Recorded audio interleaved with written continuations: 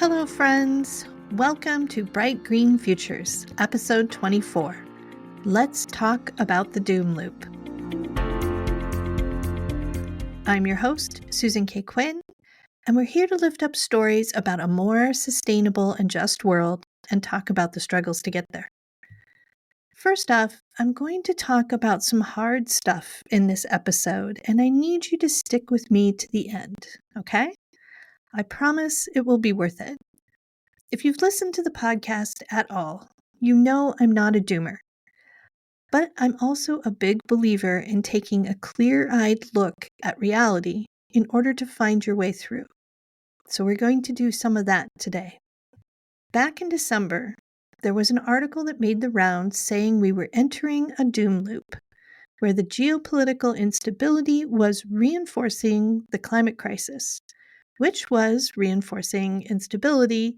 And, well, it was a loop. Geopolitical instability is nice academic speak for, oh shit, America just elected the fascists again. And, of course, America isn't the only country flirting with fascism. Fascist movements are rising and sometimes falling around the world. Germany's AfD is on the rise. Poland's Law and Justice fascists lost their hold on power a year ago, and more recently, South Korea both elected a misogynistic fascist and managed to head off his attempted coup. And they even impeached the guy. Good for them. Not so good for America right now. The idea that once you head down the road to fascism, there's no turning back is demonstrably false. However, the idea that degradation of democracy and the environment go hand in hand and reinforce one another is pretty solid. This is something that's been predicted for some time, so it can be pretty chilling to start seeing it happen in the real world, just like the climate crisis itself. However, calling it a doom loop implies the self-reinforcement is some kind of trap you cannot exit.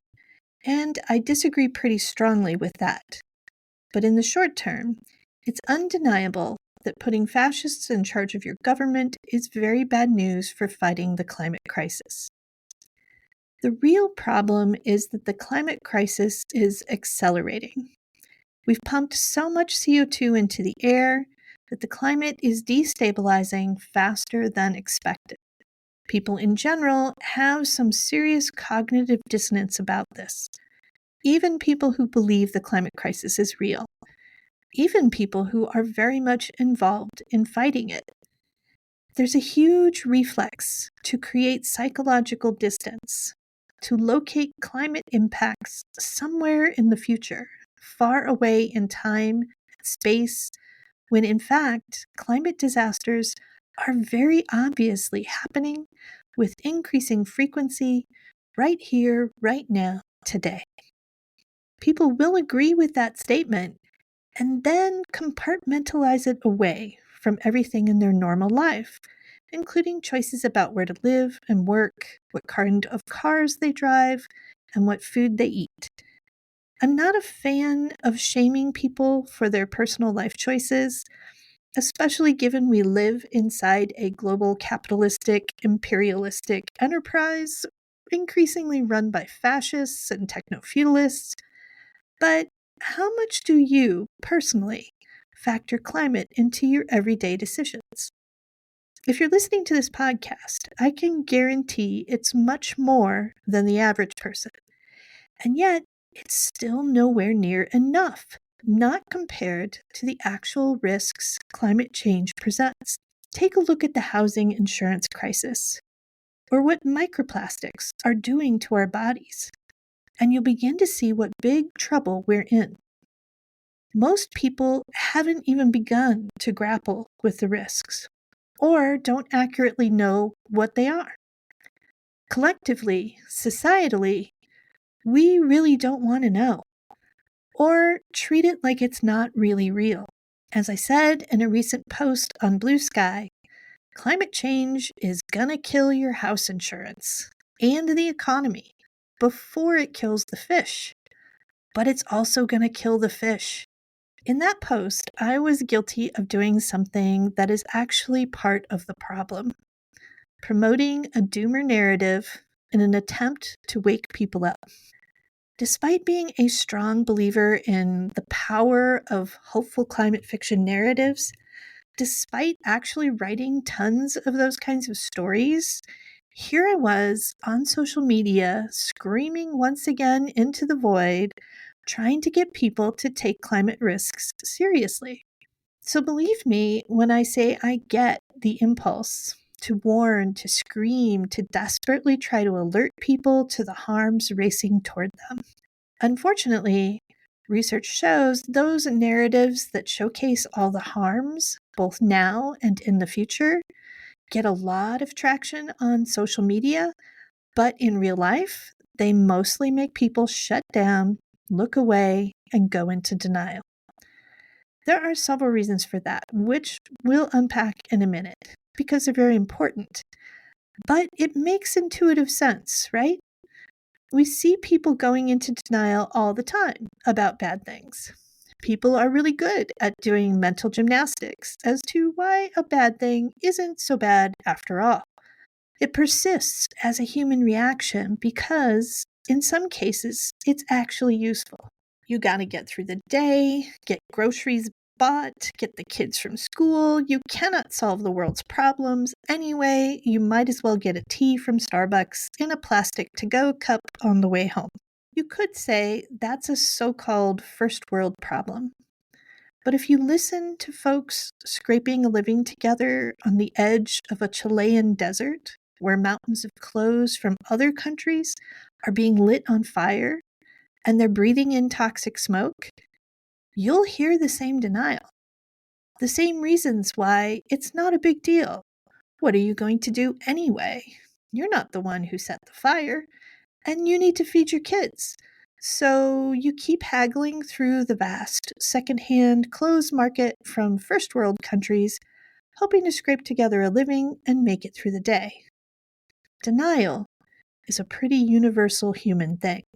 Here in America, right now, I'm strategically using denial as a defensive weapon against the fire hose of bullshit coming from the fascists in charge. I understand that I've got to conserve my energy. It's not an unlimited resource. I've got to pick my part of the fight and stay in that lane. And I can't change anything, not my personal life, much less anything else in the rest of the world, if I'm the exhausted and terrified person the fascists want me to be. Joy is resistance, and it's a key that unlocks a lot more. This is extremely important. Joy is a source of renewable human energy, and we'll come back to this as well. Please stick with me as I weave all these disparate threads together. So, denial can be a strategic weapon, and sometimes you have to deploy it sparingly.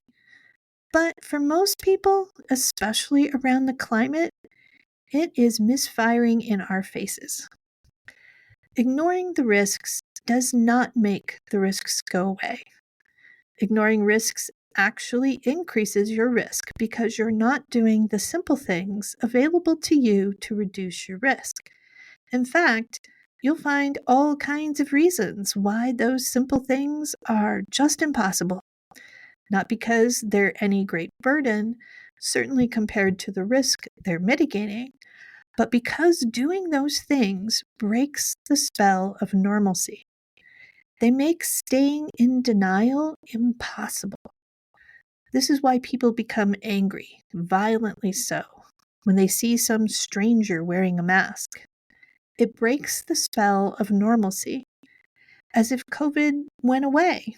Bird flu isn't looming, and the anti-vaxxers aren't bringing back measles and who knows what else. Nope, everything is fine. The problem is you, random stranger on the street wearing a mask and ripping away my denial. How dare you? This kind of denial is a coping strategy, a bad one, and not a survival strategy.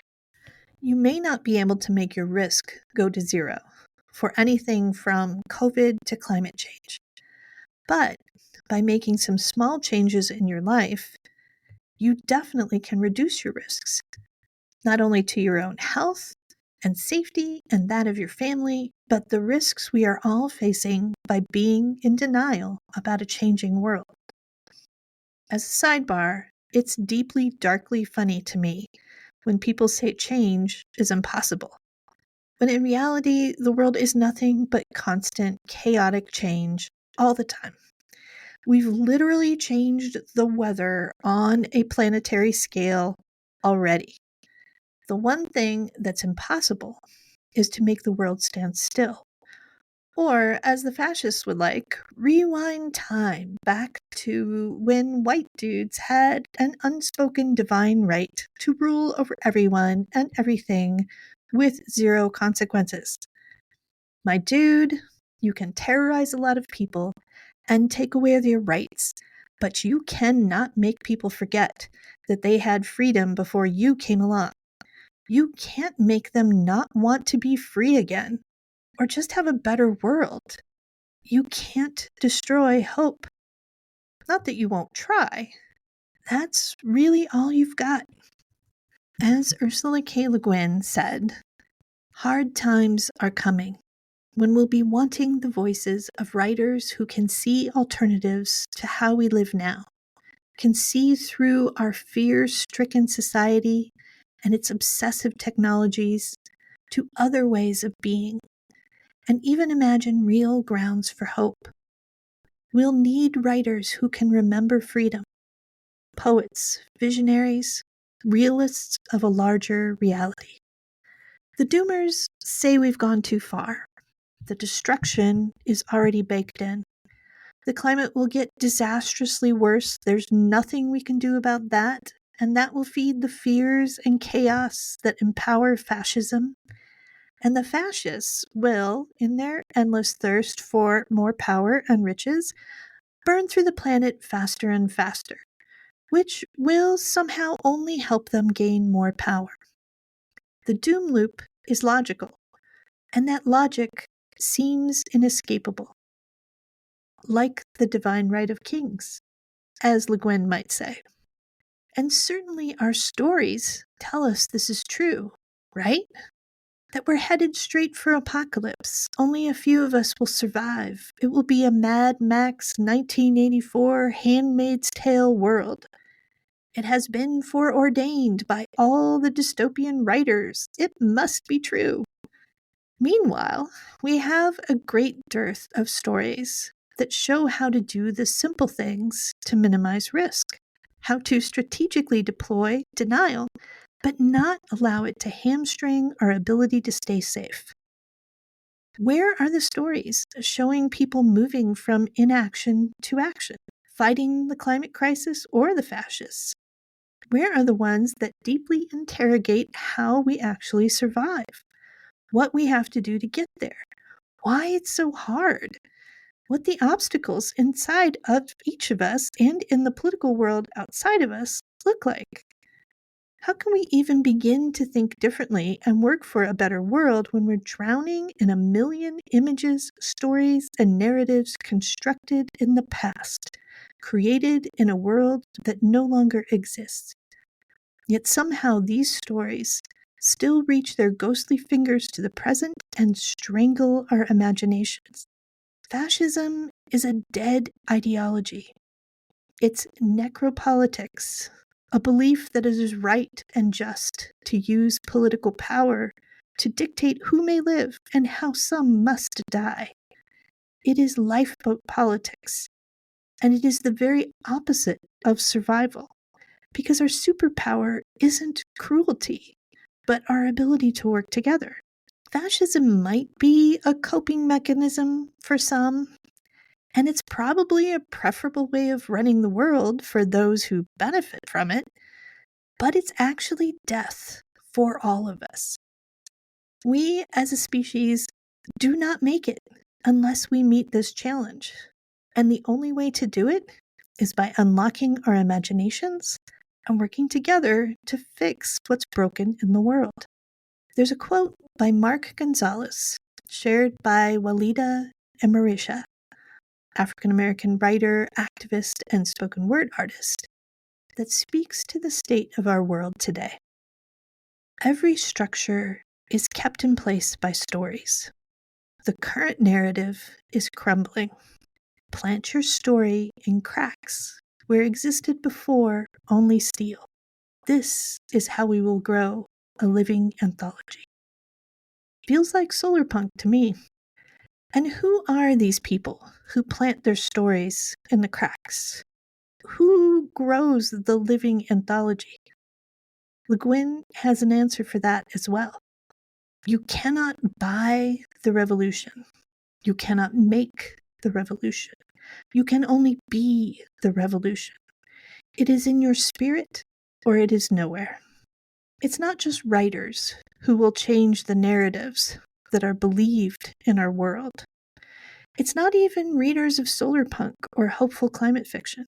It's all of us. Anyone who buys into the inevitability of the doom loop, the unstoppable power of fascism, the idea that maybe there isn't a design right for kings, but it doesn't matter because the billionaires are too powerful to fight anyway. Have you seen the quality of the billionaires lately? These guys can barely hold it together with a kilo of cocaine and legions fluffing them on social media. None of which means the risks aren't real. They are deadly real. People are already being harmed. And the worst kind of people just got installed into power in one of the most powerful countries on earth. Shit is real, friends. But the doom loop we really need to worry about is the one where doomerism feeds denial and denial feeds doomerism, each creating a cycle that traps you in hopelessness and defeat, allowing the worst of humanity to run roughshod over the planet and all of us. Over the weekend, I did a deep dive into the science, not of climate change, but of people and what makes them set aside their denial and decide to take action in the climate fight. This deep dive was set off by a 2024 survey of hundreds of thousands of people in 60 countries about what narratives induce them to move climate action up on their to-do list, and the answers were as varied and as complex as humanity itself, which I found strangely reassuring. These people are on to something, I thought. The most compelling narratives that they studied did indeed vary by country and even by gender, but for America, the top three were: number one, reducing the psychological distance of the climate crisis, which sounds a lot to my ears like put down the denial and take a clear-eyed look at the risks. Number two, making the moral case for climate actions, which is another way of saying certain actions have clear benefits for everyone, not just yourself, but maybe also you. Number three, show that collective action is effective, which speaks to the need to convince people that something will, quote, work before they're even willing to attempt it. None of the effects of these various narratives was huge. It's tremendously difficult to get people to make voluntary change, ones not forced upon them by circumstance. But hopeful climate fiction can address all of these, as was thoroughly investigated by my new favorite researcher, Matthew Schneider-Meyerson, in a study on the influence of climate fiction on readers. Turns out that stories can build moral justifications for climate action by showing how actions lead to clear positive benefits, not just for individuals, but communities, ecosystems, and the entire world. Stories can connect the dots, so to speak. Stories also famously reduce psychological distance. The same areas of our brains that light up with real actions and emotions will activate when experiencing those things through fiction. It's one reason reading is so pleasurable and terrifying and exciting. All the human things. Stories transport us, and things we experience in fiction become real to us in a way that's remarkable. And finally, a well-constructed story can persuasively show effective collective action. You might have a hard time envisioning people coming together in a generic sense, but when you see people pitching in to distribute water and diapers and clothing to victims of the wildfires in Los Angeles, is anyone really surprised? This resonates with truth about who we, as humans, really are.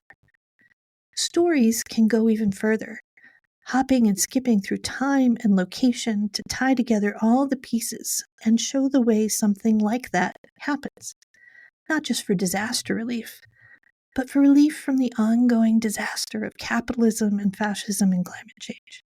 Schneider Meyerson also found we have trouble making the leap from compelling fiction to action in the real world. That we might read a compelling story about saving the sea turtles, then decide that, well, we're not really saving the sea turtle type people.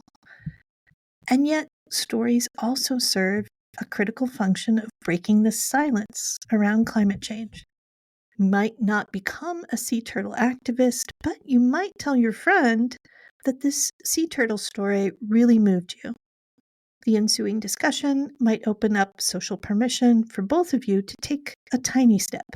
Maybe go see the sea turtles. Maybe learn more about the sea turtle situation. You two together might decide there's something you can do after all. I'm a huge believer in that critical step. Once we decide to actually do something with our smart brains and our good hearts, we will find a way. Once we decide to take action, that's when we unlock our creativity. None of us is going to save the world, not even the sea turtles, alone. The effort is massive. We need everyone in the fight. There is so much to do, it doesn't even matter where you start. Pick something and go. It will help. We do this reflexively in the aftermath of a wildfire, spontaneously organizing and doing what we can.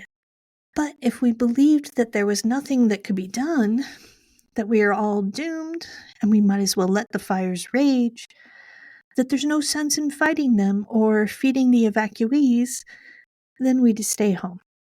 Worse, we'd make excuses for who's to blame for the fires or why those people don't deserve help. We'll manufacture stories so we can stay in our denial about the world burning around us. Through my deep dive into the science of how people work in this area, the most compelling result was that doomer narratives had the opposite effect to what was intended. Remember me yelling into the void of social media about climate change killing the housing insurance market and the economy long before it would kill the fish? That is true. But drumbeats of climate horrors, no matter how accurate, and especially if they are escalating narratives of doom and destruction and apocalypse, will only send people spinning off into denial. It's an extremely human reaction, and the study showed it in hard numbers. Of the 11 narratives they tested, they all worked a little, some better than others, with various populations, but one universally had deeply negative effects. Doomerism, it turns out, is universally depressing and will turn us away, ignoring the risks, because what are we supposed to do if the world is ending? Party away the time we have left, I guess, which seems to be the answer a lot of folks come to. That, or turn to fascism, because the anxiety doesn't go away just because you're ignoring the chaotic world all around you. And for some folks, it's easier to believe that some marginalized person is causing all their problems and that a strong man will fix everything. They'd rather make someone else suffer than face that they're hiding from the real risks just because it's honestly terrifying. Listeners to my podcast aren't turning to fascism, but you might be tempted to believe that everyone else is, or will. And that's no more ordained than anything else. The future remains what we make it. People often reject fascism because it relentlessly fails to deliver on its promises. Indeed, it's incapable of delivering because the only thing it's doing is assuaging anxiety by targeting some people for suffering and death. It doesn't actually solve any of the real problems, which, in the case of climate change, will get relentlessly worse. So yes, fascism will accelerate the climate crisis. But the climate crisis was already accelerating, and increasing climate disasters may speed up the process of people realizing that fascism is very ill-equipped to deal with it. Fascism is a band-aid that some people need to cover their eyes while the world burns. But the world is still burning. So where does that leave us?